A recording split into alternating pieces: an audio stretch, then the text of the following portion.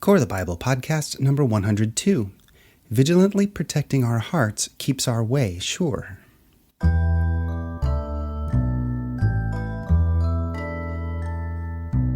Welcome to the Core the Bible weekly podcast, where we go a little deeper into one of the hundreds of topical articles posted in the archive. My name is Steve, and I'll be your host as we explore the message of the Bible reduced to its simplest form. Today we're going to be looking at the core Bible principle of vigilance, and how the strength to stay on the right path begins in the vigilant commitment to keep our hearts pure. We'll be reviewing some of the Proverbs of Solomon and a history of civil strife in Israel to help us understand how important it is to have hearts that are pure. Now, the Proverbs contain a wealth of instruction and wisdom, and yet even amidst this treasure of understanding, there remains an indication of something more that is necessary for a righteous person to stay within the boundaries of God's wisdom. In a brief statement in Proverbs 23, Solomon reveals that right actions of the children are likely to follow the right actions of the parent. Proverbs 23:26 says, "O my son, give me your heart. Let your eyes observe my ways." Now, this requires a large measure of vigilance on the part of the parent in order to ensure that they're always setting an appropriate example for their children in all of their ways. And throughout the Proverbs, Solomon is writing in the context of conveying all of this information and instruction to his child. As a parent wants to instill their children with all of the right information they can, he continually reminds his son to maintain what is right in the face of surrounding adversity. But the point of the message today involves a wider background and some context to fully grasp the ramifications of choices we make. This involves choices in regard to following wisdom that has been exemplified for us, or following our own way, or even bad examples that have been set for us. In order to understand more about the importance of the heart and the examples we set, we must glean some insights from a turbulent time in Israel's history. This is the story of two men who succeeded one of the wisest rulers the world has ever seen. Now, the books of Kings and Chronicles in the Bible tell similar stories of the history of Israel's earliest kings. Saul was the first king over the nation, and he was followed by David. David then prepared the kingdom for his son Solomon to rule after his death. And while Solomon had enjoyed God's favor and provision during the early part of his reign, the latter part of his rule had become marred with the poisonous stain of idolatry. In 1 Kings 11 it says, "When Solomon was old, his wives turned his heart away to follow other gods. He was not wholeheartedly devoted to Yahweh his God as his father David had been. Solomon followed Ashtoreth, the goddess of the Sidonians, and Milcom, the abhorrent idol of the Ammonites. Solomon did what was evil in Yahweh's sight, and unlike his father David, he did not remain loyal to Yahweh." Now, as disappointing as this may be to read of the demise of God's anointed ruler, God knew that this eventuality would lead to a new condition in Israel. And during this period, God brought to Solomon's attention one of the young men in his service, a man named Jeroboam, an industrious and energetic individual. In 1 Kings 11, we read, "Now the man Jeroboam was capable, and Solomon noticed the young man because he was getting things done. So he appointed him over the entire labor force of the house of Joseph." Now it was about this time that God had also arranged for a prophet to meet Jeroboam and reveal what he was about to do with Solomon's rule, since Solomon had allowed the nation to fall back into the corruption of idolatry. In 1 Kings 11, we read, "During that time, the prophet Ahijah the Shilonite met Jeroboam on the road as Jeroboam came out of Jerusalem. Now Ahijah had wrapped himself with a new cloak, and the two of them were alone in the open field. Then Ahijah took of the new cloak he had on, tore it into 12 pieces, and said to Jeroboam, 'Take 10 pieces for yourself, for this is what Yahweh God of Israel says. I am about to tear the kingdom out of Solomon's hand, and I will give you 10 tribes, but one tribe will remain his for the sake of my servant David and for the sake of Jerusalem, the city I chose out of all of the tribes of Israel.'" So here we find the first indication that God was going to split the physical kingdom of Israel into two main groups, the northern 10 tribes, which would be called Israel, and the southern 2 tribes of Benjamin and Judah, which would be blended under the name of the larger tribe of Judah. Civil war was about to break out, and it was only a matter of time until Solomon would die, and Ahijah prophesies that the nation would become two rival kingdoms, Israel and Judah. Now, when Solomon found out about the exchange that took place between Ahijah and Jeroboam, the text says he attempted to kill Jeroboam to squash the rebellion. But Jeroboam fled to Egypt and stayed there out of Solomon's reach until Solomon's death. It was then that we find out about Solomon's son, Rehoboam, and how he assumed the throne after his father's death. Again, in 1 Kings 11, we read, "The length of Solomon's reign in Jerusalem over all Israel totaled 40 years. Solomon rested with his fathers and was buried in the city of his father David. His son Rehoboam became king in his place." So just as Solomon had received the throne of Israel from his father David, Rehoboam received the throne from his father Solomon. Now, here's where we can begin to consider some ramifications of the teachings of the Proverbs and how it relates to the heart. It's not beyond reason to consider that Rehoboam, as Solomon's heir, was the son who's mentioned throughout the Proverbs. For example, in Proverbs 5:1, "My son, pay attention to my wisdom. Listen carefully to my wise counsel." Proverbs 6:20 says, "My son, obey your father's commands and don't neglect your mother's instruction." Proverbs 7 verse 1 says, "Follow my advice, my son, always treasure my commands." Well, if this is the case, one would think that Rehoboam would have been groomed as a righteous and upstanding individual who would have been well fitted to sit on the throne of Israel. These wise admonitions from his father, Proverbs which we are still learning from 3,000 years later, should have been so relevant to Rehoboam that there would have been no question of his integrity or wisdom. However, the Bible records that Rehoboam did not follow in the footsteps of his grandfather David, or in the wisdom of his father Solomon. When given the opportunity to act wisely regarding what the tenor of his new kingly administration would be, Rehoboam disregarded the wisdom of his father's advisors and instead chose to follow his own ambition and the advice of his friends. In 1 Kings 12, we read, "Then Rehoboam went to Shechem, for all Israel had gone to Shechem to make him king." So now the plot thickens. Solomon is dead, and his son Rehoboam is about to be crowned as king. But what about Jeroboam, the industrious and energetic leader that the prophet Ahijah said would rule over the 10 northern tribes who had fled to Egypt? In 1 Kings 12, we read this, "When Jeroboam, son of Nebat, heard about it, he stayed in Egypt where he had fled from King Solomon's presence. Jeroboam stayed in Egypt, but they summoned him." You see, those who had heard about Jeroboam and Ahijah sent for Jeroboam and told him that Solomon had died and what was about to transpire with the transfer of the entire kingdom to Solomon's son Rehoboam. They must have convinced Jeroboam to come back and represent the labor forces of the 10 northern tribes, much like a union negotiation might take place today. And this story is related for us in 1 Kings 12. It says, "Jeroboam and the whole assembly of Israel came and spoke to Rehoboam. 'Your father made our yoke harsh. You, therefore, lighten your father's harsh service and the heavy yoke he put on us, and we will serve you.'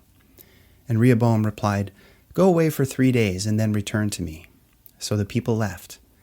Then King Rehoboam consulted with the elders who had served his father Solomon when he was alive, asking, 'How do you advise me to respond to this people?' And they replied, 'Today, if you will be a servant to this people and serve them, and if you respond to them by speaking kind words to them, they will be your servants forever.' But he rejected the advice of the elders who had advised him and consulted with the young men who had grown up with him and attended him. He asked them, 'What message do you advise that we send back to this people who said to me, "Lighten the yoke your father put on us"?' Then the young men who had grown up with him told him, 'This is what you should say to the people who said to you, "Your father made our yoke heavy, but you make it lighter on us." This is what you should tell them. My little finger is thicker than my father's waist. Although my father burdened you with a heavy yoke, I will add to your yoke. My father disciplined you with whips, but I will discipline you with barbed whips.' So Jeroboam and all the people came to Rehoboam on the 3rd day, as the king had ordered, 'Return to me on the 3rd day.' Then the king answered the people harshly. He rejected the advice the elders had given him and spoke to them according to the young men's advice. 'My father made your yoke heavy, but I will add to your yoke. My father disciplined you with whips, but I will discipline you with barbed whips.' So the king did not listen to the people because this turn of events came from Yahweh to carry out his word, which Yahweh had spoken through Ahijah the Shilonite to Jeroboam son of Nebat. And when all Israel saw that the king had not listened to them, the people answered him, "What portion do we have in David? We have no inheritance in the son of Jesse. Israel, return to your tents. David, now look after your own house." So Israel went to their tents, but Rehoboam reigned over the Israelites living in the cities of Judah. So after all that had transpired, everything unfolded just as God had foretold through the prophet Ahijah. The kingdom was now indeed divided under two rival leaders, Solomon's son Rehoboam ruling over Benjamin and Judah, and the popular leader Jeroboam ruling over the northern 10 tribes of Israel. In a moment, we're going to take a look at how all of this applies to the matters of the heart and how a loss of vigilance over the purity of the heart can lead to strife and division.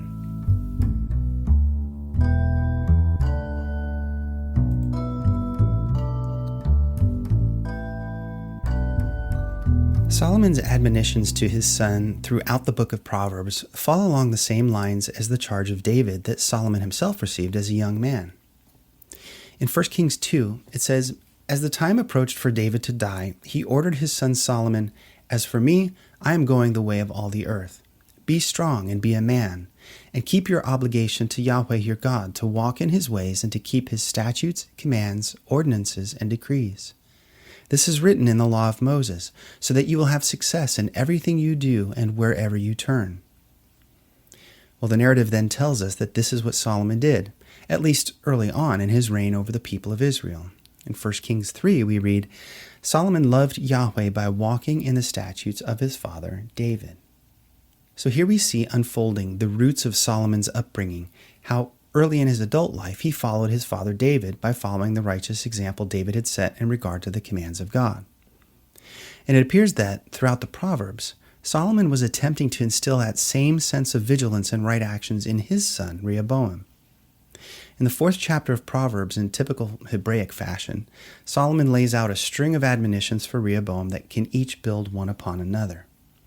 In Proverbs 4, verses 20 through 27, it says, "My son, pay attention to my words. Open your ears to what I say. Do not lose sight of these things.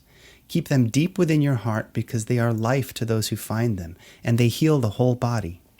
Guard your heart more than anything else, because the source of your life flows from it. Remove dishonesty from your mouth. Put deceptive speech far away from your lips. Let your eyes look straight ahead and your sight be focused in front of you. Carefully walk a straight path, and all your ways will be secure. Do not lean to the right or to the left. Walk away from evil." So here we see revealed for us how the root of remaining vigilant and keeping one's way pure is centered on the heart. He said, quote, "Keep my words deep within your heart. Guard your heart more than anything else, because the source of your life flows from it," unquote. Well, according to the Bible, the heart is the wellspring of life. All thoughts and consequent actions flow from the heart. Therefore, a pure heart means a pure walk. Now, 1,000 years after Solomon, Yeshua also instructed his followers that what one says, and thereby does, comes from what is within the heart. In Luke 6:45, Yeshua said, "The good person out of the good treasure of his heart brings forth what is good, and the evil person out of the evil treasure brings forth what is evil, for his mouth speaks from that which fills his heart." So, if we take the full counsel of God's wisdom into account, in like fashion, when we keep God's word deep within our hearts, our walk becomes more sure. Dishonesty and deceptive speech disappear. Distractions from the way of truth become less frequent. Our way becomes more firm as we stay on the path laid out for us. We find the strength to walk away from evil. So it would seem that Rehoboam acted foolishly by following his own ambition and the advice of his friends, not because he didn't have the instruction of the wisdom of God from his father Solomon, but because his heart was not right. He desired instead to make his mark by becoming a harsh and unreasonable ruler over God's people. Even though he had been personally counseled by the author of the Proverbs, it appears that it wasn't the instruction that was faulty, but the example set by his father Solomon. Remember, in Proverbs 23:26, Solomon wrote, "O my son, give me your heart. Let your eyes observe my ways." As Solomon's rule continued to slide further into idolatry and slave labor of his people, Rehoboam must have seen that as the path to his own future administration. And rather than following the clear-headed wisdom of his father from his younger days, he appears to have chosen the way of his own ambition and popularity with his friends, following the ways of the example of his father during the latter years of his reign. The end result was not a stronger nation, but a civil war that split the kingdom in two. This proverb now takes on the light of a different color. While the story of Rehoboam is not really a picture of encouragement, it still has the power to teach us one of its lessons. It may be that Rehoboam actually followed his father's direction by following his ways. As Solomon's rule became more compromised by idolatry, Rehoboam simply took his father's ways to a whole new level. Now, I'm not suggesting that Rehoboam had no responsibility in the matter, as we all make decisions that have real-world consequences. But what I am proposing is how powerful the example of a parent is to a child, or even a mentor to the student. It's not always what is said or taught, but what is lived. And I believe this is why Yeshua stressed the importance of the heart condition above obedience to the letter of the law. And here's some examples. Matthew 5:8, he says, "Blessed are the pure in heart, for they will see God." Matthew 15:19, "For from the heart come evil thoughts, murders, adulteries, sexual immoralities, thefts, false testimonies, and slander."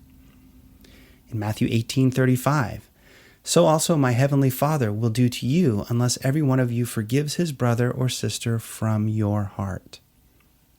Mark 7:6, he answered them, "Isaiah prophesied correctly about you hypocrites, as it's written, 'This people honors me with their lips, but their heart is far from me.'"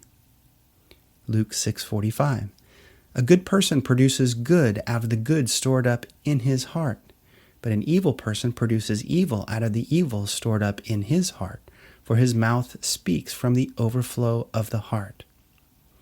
And finally in Luke 10, he says, he answered, "Love Yahweh your God with all your heart, with all your soul, with all your strength, and with all your mind, and your neighbor as yourself." You see, when the heart is right, right actions will follow. And when right actions are evident, then positive examples are set for others to see and follow as well. This story of Rehoboam should sound a note of warning to our ears. And while it's a prime example of how we cannot be vigilant in the wisdom of God unless the wisdom of God is in our hearts in the first place, it also demonstrates how the example of our life has the powerful potential to influence others in ways that honor God. And this is why the motivation to stay on the right path begins with vigilance, a vigilant determination to keep our hearts pure at all costs. By being committed to remain faithful to the deep truths God has placed there, then, just like a true child of the Proverbs, we can find deep reserves of strength to always do what's right, bringing forth good treasure and positive examples for others to see. When we do so, God's purposes can be continually fulfilled within each generation as we remain faithful to His will in both our hearts and our actions. And when God's will is accomplished on the earth as it is in heaven, this becomes the tangible expression of the kingdom of God and how it will continue to spread until it fills the earth. Well, once again, I hope I've been able to provide you some ideas and concepts to meditate on further. If you enjoyed this week's podcast, be sure to visit coreofthebible.org to read hundreds of articles on these topics and to find out more about the message of the Bible reduced to its simplest form in the Ten Commandments and the Sermon on the Mount. Do you have questions about today's topic or comments or insights you'd like to share? Feel free to email me at coreofthebible@gmail.com. Thanks for your interest in listening today, and as always, I hope to be invited back into your headphones in another episode to come. Take care.